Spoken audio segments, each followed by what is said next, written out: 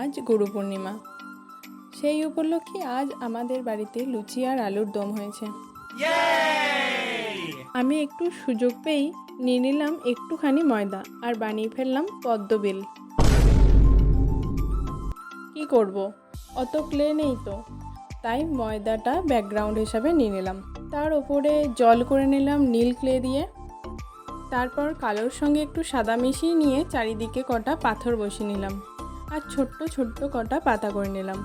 দুটো পদ্ম ফুল বানিয়ে নিলাম আর তার সঙ্গে বানিয়ে নিলাম দুটো ছোট্ট আর কিউট হাঁস। এইভাবেই তৈরি করে ফেললাম ছোট্ট পদ্মবিল। দাঁড়াও, কোথায় যাচ্ছ? আমার এই ছোট্ট চ্যানেলটি সাবস্ক্রাইব করো প্লিজ, আর ভালো লাগলে অবশ্যই লাইক আর কমেন্ট করো। আজকের মতো টাটা।